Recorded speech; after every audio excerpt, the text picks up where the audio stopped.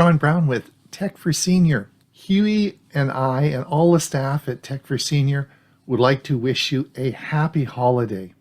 You probably will be traveling to visit your loved ones and spend enjoyable time. There's going to be record numbers of cars on the road, and it's going to be a busy week. So we've prepared a little video on how you can use technology to stay safe while traveling. Hopefully you enjoy this and have a great holiday, and thank you so much for all the support you've given Tech for Senior this year. The holidays are here. Time to pack your bags, grab your passport, and head out for some well-deserved adventure. But before you swap your everyday hustle for exotic locales and festive markets, let's talk safety. These days, staying safe goes beyond just common sense. It means tapping into the power of technology. Think of your smartphone as your own personal travel guardian angel. It's packed with tools and apps that can help you navigate unfamiliar cities, stay connected with loved ones, and handle emergencies like a pro. We're not just talking about snapping the perfect selfie for Instagram here. We're talking about using technology to make smart, informed decisions that keep you safe throughout your journey. This isn't about letting technology rule your trip. It's about using it strategically to enhance your experience and give you peace of mind. So whether you're a seasoned globetrotter or a first-time flyer, get ready to discover how to travel smarter, safer, and with a little help from your trusty tech companions. Planning your trip has never been easier. With a plethora of travel apps available, you can book flights, reserve accommodations, and even plan your itinerary, all from the comfort of your home. Apps like Skyscanner and Booking.com allow you to compare prices and find the best deals, ensuring you get the most value for your money. And don't forget about currency converter apps, which can help you manage your budget and avoid any financial surprises. Language barriers? Not a problem. Translation apps like Google Translate can help you communicate with locals, making your travel experience smoother and more enjoyable. Staying informed about health and safety guidelines is crucial, especially in today's world. Apps like CDC's Travel Health can provide you with up-to-date information on vaccinations, health advisories, and more. Weather apps are another essential tool. Knowing the weather forecast can help you pack appropriately and plan your activities, ensuring you're prepared for any situation. Safety apps like Life360 allow you to share your location with family and friends, giving them peace of mind and ensuring you have a safety net in case of emergencies. And let's not forget about travel insurance apps. These can help you quickly file claims and access important policy information, providing an extra layer of security during your travels. Navigation apps like Google Maps and City Mapper can help you find your way around new cities, whether you're walking, driving, or using public transportation. And when it comes to dining, apps like Yelp and Uber Eats can help you discover local cuisine and have it delivered right to your doorstep. Staying fit and relaxed during your travels is also important. Fitness apps can help you find local gyms, while meditation apps can provide a moment of calm amidst the excitement. Finally, don't forget to document your journey. Travel journal apps allow you to capture memories and share your experiences with friends and family. So, as you embark on your holiday travels, remember to embrace technology. It can enhance your experience, keep you safe, and ensure you make the most of your adventure. Happy travels, and may your journey be filled with joy, safety, and unforgettable moments. Before you even think about packing that extra pair of shoes, let's get your tech game in check. In today's digital age, your smartphone and laptop are just as essential as your passport and tickets. They are your lifeline, your guide, and your connection to the world. So let's make sure they're ready for the adventure ahead. Think of this as your digital safety net, ensuring a smoother, more secure travel experience. Your devices can help you navigate unfamiliar streets, translate foreign languages, and keep in touch with loved ones, but only if they're properly prepared. First up, download offline maps of your destination. Trust me, there's nothing worse than being lost in translation with a dead phone battery. Offline maps are a lifesaver when you can't get a signal or Wi-Fi. They allow you to navigate the city, find your hotel, and explore local attractions without worrying about data charges or connectivity issues. Google Maps and Maps.me are your new best friends. These apps offer detailed maps, directions, and even public transportation routes. Plus, they work offline, so you can use them anywhere, anytime. Just make sure to download the maps before you leave home. Next, notify your bank and credit card companies about your travel plans. This prevents any surprise card declines when you're trying to pay for that delicious street food. Banks often flag foreign transactions as suspicious, which can lead to your card being blocked. A quick call or online notification can save you from this hassle. And speaking of money, download a currency converter app like ℎ𝕝𝕝.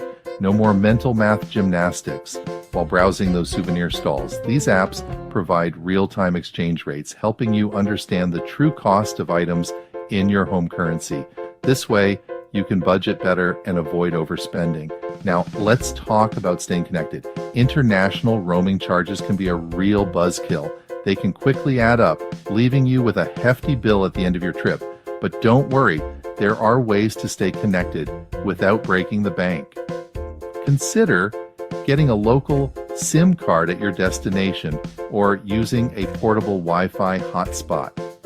Local SIM cards are often cheaper and offer better data plans than international roaming.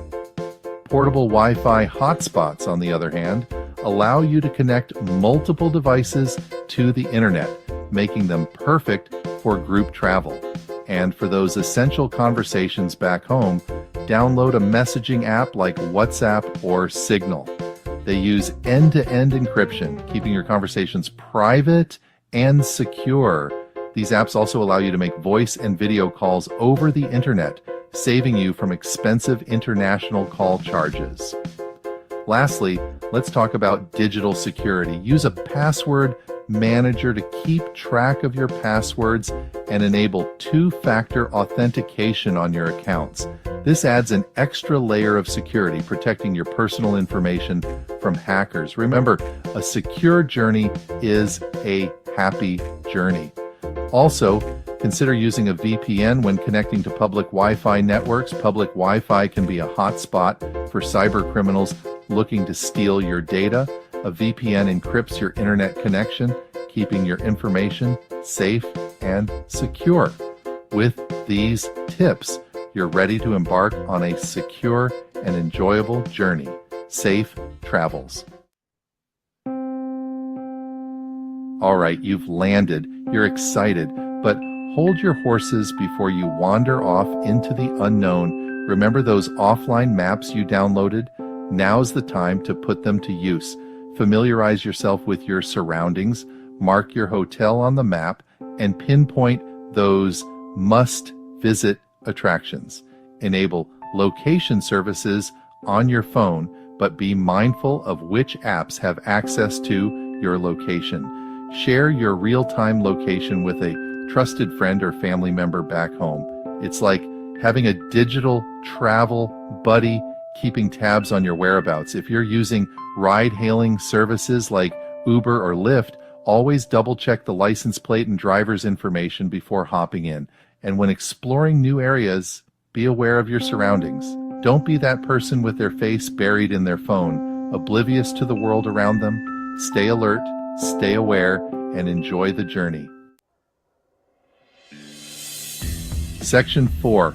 Staying connected securely. Communication tips for travelers. Let's face it, staying connected is non-negotiable these days, especially when you're on the road.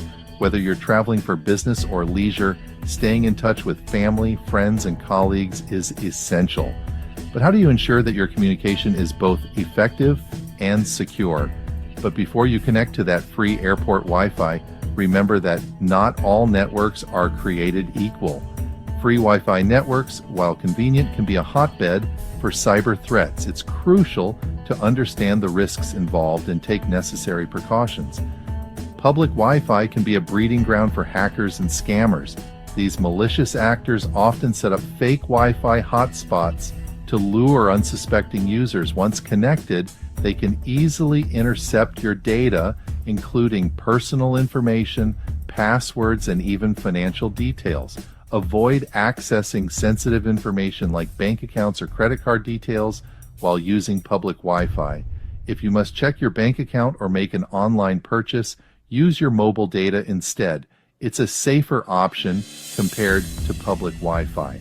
When it comes to communicating with loved ones back home, stick to encrypted messaging apps. These apps use end-to-end encryption, ensuring that only you and the person you're communicating with can read the messages.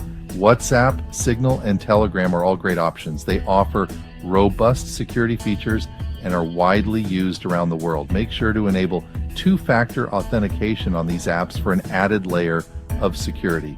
These apps keep your conversations private and secure, even if your device is lost or stolen. Always lock your phone with a strong password or biometric authentication to prevent unauthorized access. Consider setting up a VPN or virtual private network on your devices.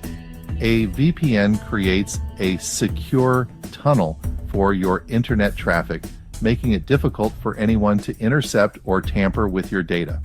A VPN encrypts your internet traffic, adding an extra layer of security, especially when using public Wi-Fi. It's like having a personal bodyguard for your online activities.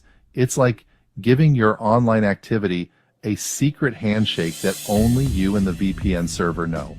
This ensures that your data remains confidential and protected from prying eyes. Additionally, a VPN can help you access content that might be restricted in certain regions. This is particularly useful for travelers who want to stay updated with news or access streaming services from their home country. In summary, staying connected while traveling is crucial, but it's equally important to prioritize your online security. Use encrypted messaging apps, avoid accessing sensitive information on public Wi-Fi, and consider using a VPN to protect your data. By following these tips, you can enjoy your travels without compromising your digital security. Stay connected, stay secure, and make the most of your journey. Section 5. Health and Safety Apps. Essential tools for a worry-free trip. Nobody wants to think about getting sick or injured while traveling, but it's always better to be prepared. Before you depart, download a first aid app like Red Cross First Aid or Pocket Doctor. These apps provide step-by-step instructions for handling common medical emergencies. If you have any pre-existing medical conditions, create a digital medical ID on your phone. This can be a lifesaver in case of emergencies, allowing first responders to access your vital medical information quickly. Research local emergency numbers at your destination. Save them in your phone and write them down somewhere accessible.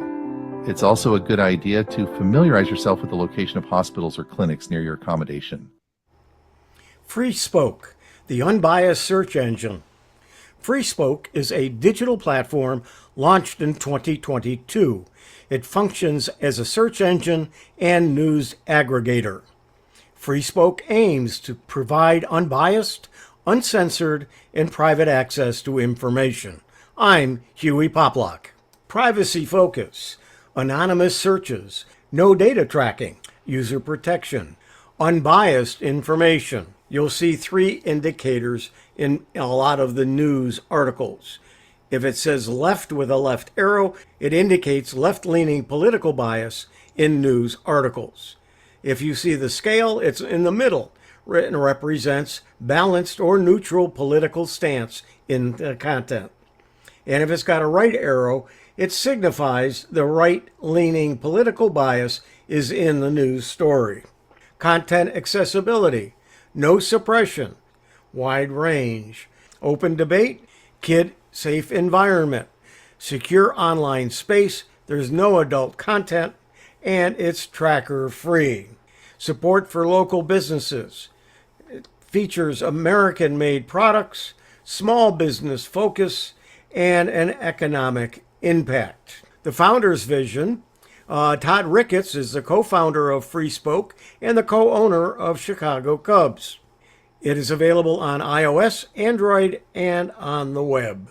There's under the user experience, there's an intuitive search, a transparent news, and privacy controls. It's challenging tech giants.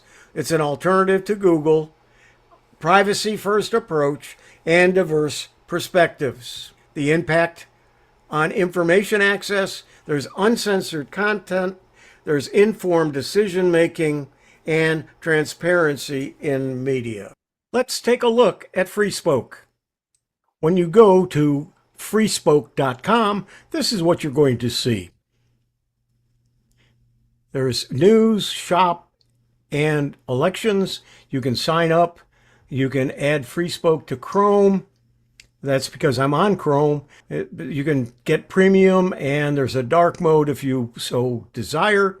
And of course, you would just fill in what you're searching for. To create an account, you just click on Login, and then you'll fill in your first name, your last name, your email address, and then give it a password, or it will suggest one for you, and you create the account. Then sign in with your account. Let's do a search. We'll click in there. It will give us some popular searches, but we're going to type in Hurricane Milton, and we're going to see what the results are. We'll see that some of the articles are middle of the road, some are left-leaning, some are right-leaning, so you can read the articles as you wish. You might want to get different views of the same information. Then there is a timeline by date to show you some of the things that were going on. And then on the right are some of the storm statistics and some information about the storm. And then as we scroll up, there's going to be some other results and some non-mainstream coverage. We were looking at all of the news and information. Let's see what else we have. We have images. So there's images of the storm. Then we have the news. And again, it'll show left and middle and right. And then we'll find some videos on the storm. And you can take a look at those. And then finally, there's shopping. And believe it or not, people have already come out with t-shirts for the storm. In addition to news, we can look at shopping. And you'll see that there's a lot of different topics and items and categories. And there's a list of the different categories that you can search on for shopping. One of the topics that's there is elections, and you can scroll down and you'll find articles that are from the media, from the left, from the right, and from the middle. You can decide which articles you want to read and go from there. Let's go to the hamburger menu at the top right, and you'll see we can do a search with election, trending news, and about Freespoke. But what about more resources? They have a newsletter which you can sign up for by clicking on Get the Newsletter. And let's go to documentation. How many of the search engines are you familiar with have actually documentation that's easy to find? Freespoke does. And let's take a look at what we can look at, including their warrant canary, which is committed to protecting your information, and they will tell you when they get requests from government to get information. You can also customize your results, and here are some things you can do. You can have filters on the news articles and the account, and some favorite sites and so on, so you can customize it to your desires. There are some privacy tools that you can add. There's Ad Blocker Ultimate or a uBlock Origin, both ad blockers. And there's also a free Proton Mail that you can add on to this search engine. The pricing is quite simple. There's a free account and a premium account. And the premium account is $30 per year. And there's only two items that the free account doesn't have that the premium does. And that's the ad block from Freespoke the priority search filtering. The premium is not needed for most people. Freespoke, the unbiased search engine. I'm Hewie Poplock. Well, hello and welcome back to the channel. Today I'm going to talk about a topic that has caused a lot of people grief, and I want to make a video about it so I don't have to keep explaining this whole issue of texting and what RCS is. So we're going to go through that today.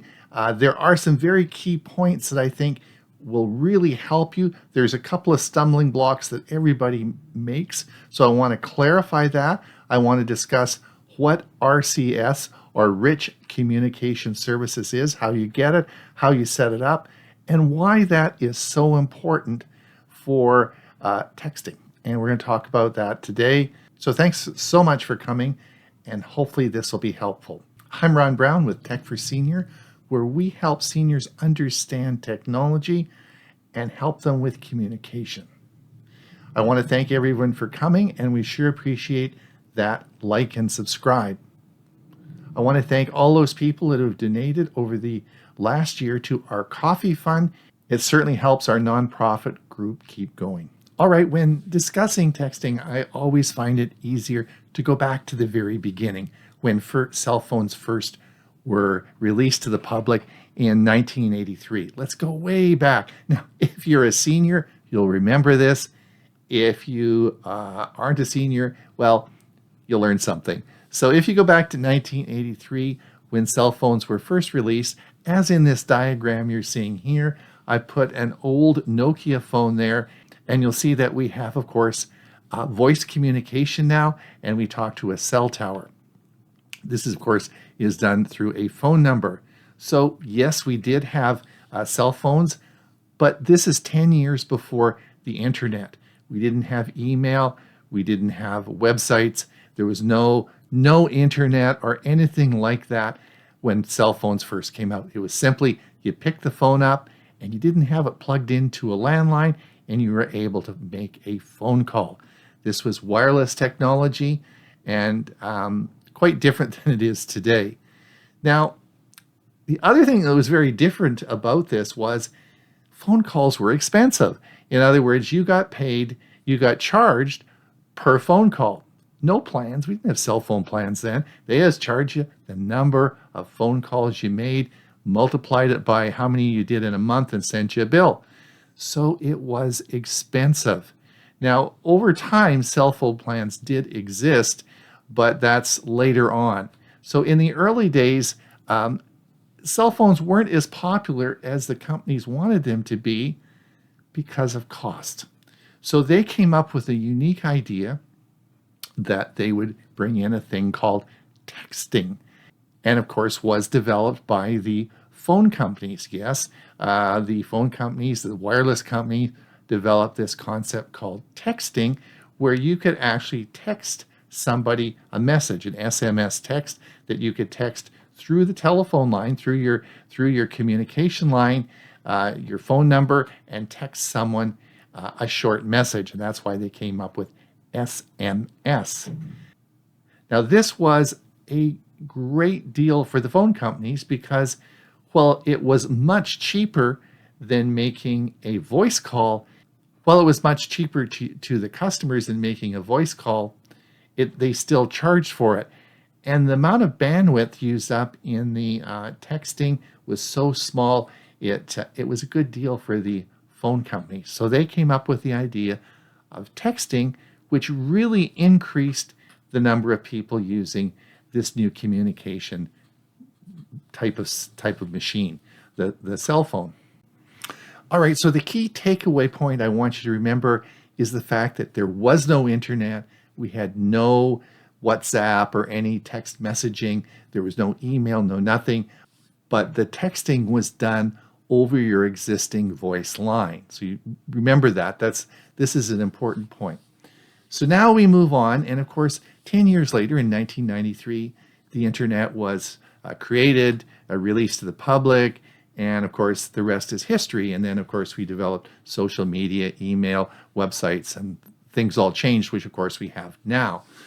But it wasn't until 2007 when a big event occurred that would change the way the world was today. And the announcement, of course, was in 2007 when Steve Jobs introduced the iPhone. The iPhone was a new concept, crazy concept. Steve Jobs said, we're going to make this a smartphone and we're going to connect it to the internet. And we're going to charge you, this is going to be an expensive phone, and we're going to charge you $1,000 for this. I thought the man was crazy. Who would spend $1,000 on a phone just to connect it to the internet? Well, boy, was I wrong, eh? So for sure. So the iPhone was quite a bit different type of cell phone. And it changed how cell phones were made and how they were used. So what were the differences in the iPhone? Well, the first thing Steve Jobs said is this phone is going to be able to be connected to Wi-Fi. Now, by this time, we had routers and Wi-Fi and all sorts of stuff like that. So he had a radio receiver and transmitter in there that would connect to Wi-Fi, as you'll see in the diagram here, connect to Wi-Fi either as a public or private Wi-Fi connection. So this was great. That, of course, if you're not connected to Wi-Fi and you're out driving around and you don't have Wi-Fi, he wanted this also to be connected through something new, something the phone cell companies had to create, and this was a data stream. And this was a data stream that was unlike your voice communication. This was a digital data stream that would send data to and from the internet. So this, as you'll see on the diagram here, this is a different stream from voice communication, and this is what we now know as our data plan. And it had never been done before, and this was, of course, created, and this is a separate link to your cell phone. And the third thing he said is we're going to have our own messaging service, iMessages.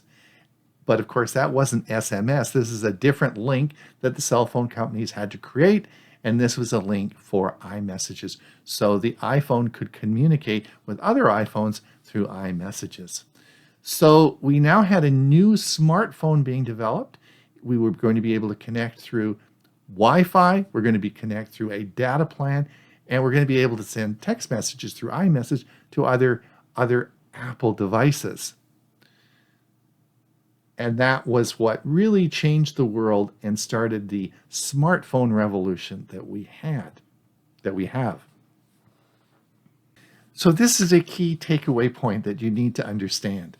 So after this technology was developed, and of course many other companies started making smartphones, we developed another product in the cloud called text messaging. And this is in the cloud. This is the ability to send messages within an app. And this is WhatsApp is an example of this. Facebook Messenger is an example. Google Messages. There's over 200 different messaging apps that are available in the world today. And it depends what part of the world and what country you're in of which one is going to work. But the concept here, let's take WhatsApp, is that my friend I want to send a message to WhatsApp would have the WhatsApp app installed. I would have the WhatsApp, and then we can send messages back and forth, just like a text message back, the old SMS text messaging. Remember way back what I discussed? This is all done now between these apps in the cloud.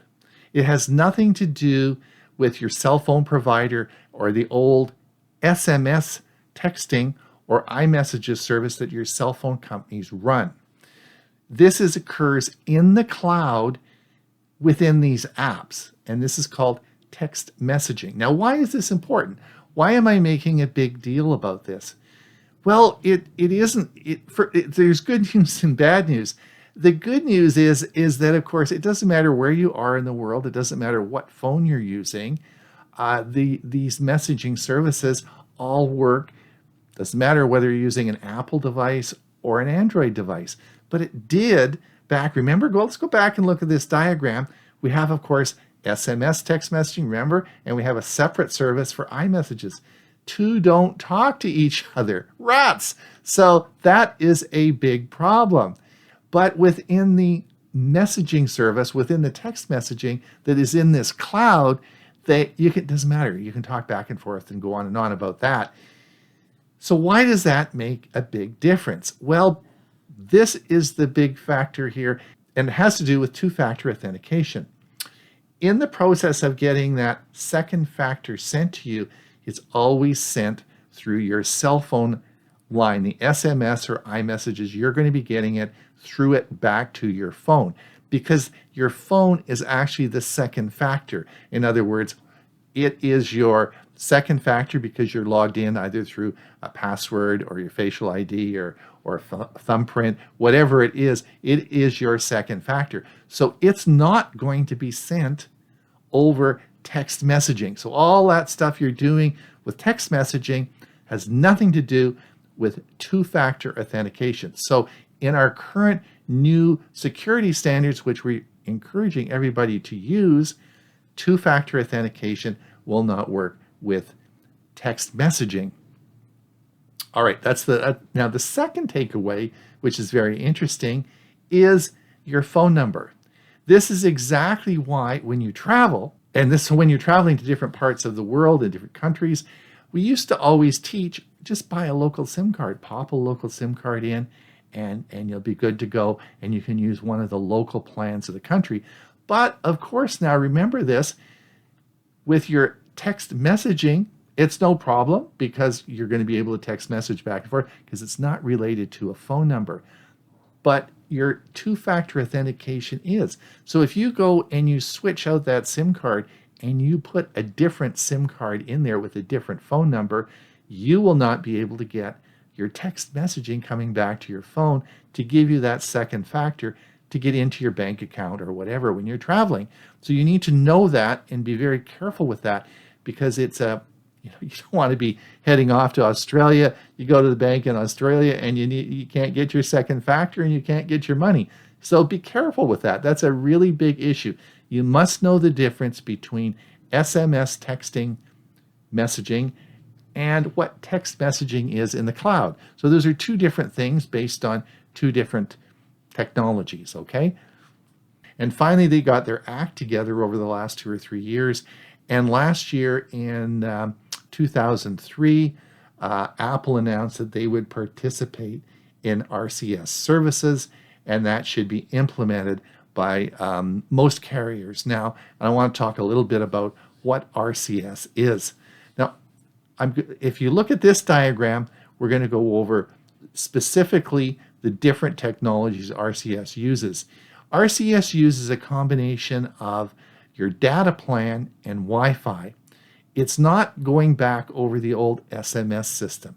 It's a much bigger, it's more secure, and there's a number of new features with RCS that works. First of all, you can see typing indicators when someone's typing, and you know that they're actually sending you a message. You can read receipts, you can do file sharing, and you can even have group chats, all on RCS messaging. So what I wanted to talk to you about, remember my original question was, how do you get this? How do you install it? How does it work? And I'm going to show you that now. And I think the best way to go about that is I'm going to take my phone now and I'm going to do a little video about how you get it and what it is. So let me show you this now. All right, this is my Pixel 8 Pro. Let's come down to the messaging app. We'll come down here and click the messaging app. And now from the messaging app, we're going to go up to the top and click the icon with your picture on it. And we're going to come down to the messages settings. From there, you're going to see at the top, it says RCS chats, and that means it's installed on your phone. Let's click this and see where we go. And here you'll see my network is Rogers network. It says I'm connected and I have RCS chats turned on. At the bottom, I have also turned on that if RCS is not available as a service, I can then switch it to, it will be sent as an SMS or MMS text. This is on the Android version. Now, I want you to remember that RCS is a carrier-based service, and you do not need to do anything to enable the service. You don't put any software or anything like that on your phone. This is carrier-based and will be initiated. So if you have an Android or an iPhone, you need to make sure that the carrier service you're using does have RCS as a service. Now, on your iPhone, you must have iOS 18 or over, and you also have to make sure that your carrier has enabled RCS. So on your iPhone, you'll see this screen, and you'll see turn on RCS messaging. And here you'll see the appropriate buttons to turn on to make sure this service is active on your phone. It's Ron Brown with Tech for Senior. In summary, RCS is a carrier-based service, new coming out for iOS, and it will allow communication between Android and Apple devices. It's more secure, and you'll be seeing a lot more about this as we move forward. Hopefully this video has been helpful for you. We'd sure appreciate that like and subscribe.